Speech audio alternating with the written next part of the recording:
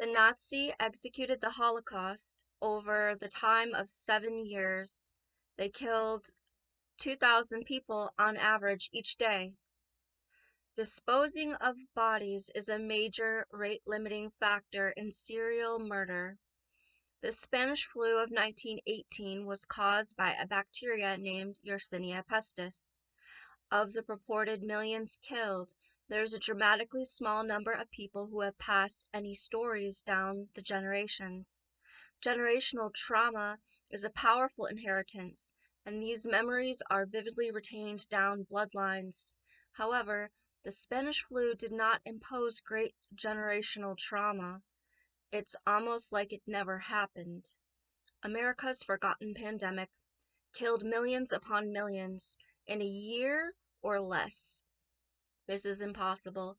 It is impossible to kill that many in 1 year, and yet it has never inspired awe. So why have we never ever had a problem with Yersinia pestis again?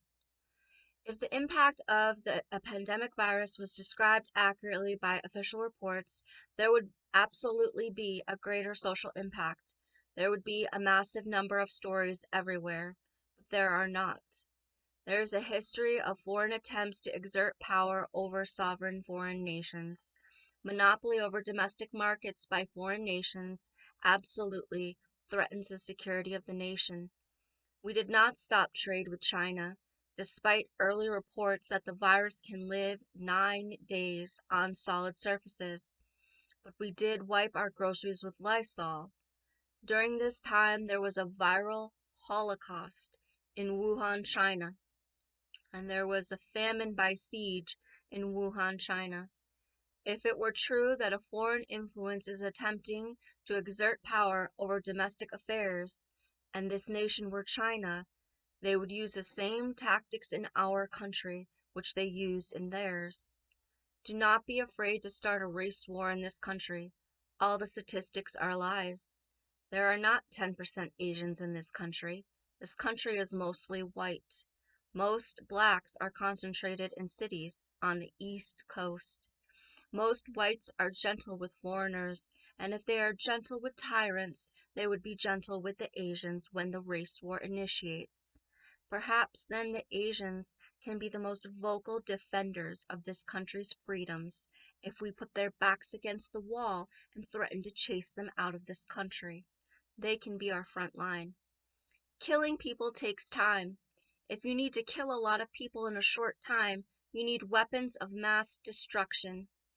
Even if we come under direct attack and people drop dead from 5G activating graphene in their blood, and even if 10,000 bodies drop to the ground in the same 5 minutes, that's going to be the most successful attempt they will make from that moment on.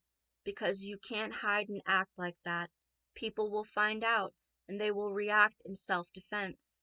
They will still have 300 million people to kill, and this is unmanageable to them, because it will be all too clear how the attack happened, and people will go into survival mode. A wave of rage will swell up and wash them out. At that time, it is guaranteed there will be a march on Washington, D.C. At this time, there is not a big sense of urgency in the collective that they would recognize the need to intimidate the federal government by marching on Washington, D.C. But in the future, this is guaranteed because the foreign influence does not operate in American ways. And it is very obvious. When there is a great enough feeling of attack, the collective will march. At this time, it is unclear to many people where the danger is coming from because it makes no sense. If they can't see it, touch it, taste it, smell it, hear it, then where is it? For many people, it makes no sense that the institutions such as doctors and officials are a threat because they look American, talk American, and it makes no sense. They can't see that this is a foreign occupation. It came via monopoly.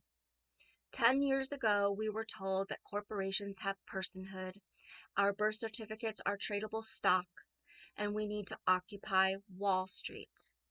They said that we got sold out and banks got bailed out. In 19th century England, a corporation was illegal because it was a monopoly or a cartel. But the ways of kingdoms had lost control, and the cults of landowners needed a haven. The Chinese have attempted an occupation of the United States of America and are using Chinese tactics. The only reason for them to fail to use a long-term strategy is because they cannot. This is a pointer to the strategic advantages they lack. We can say to anyone who does something against the Constitution, "You are a foreign agent." We must name call anyone who threatens our security under the Constitution. We can call them Chinese agents. Whether they truly are or not does not matter. Let them try to defend their foreign agenda and tell us to our faces that they're not Chinese agents. It's their problem now, not ours anymore.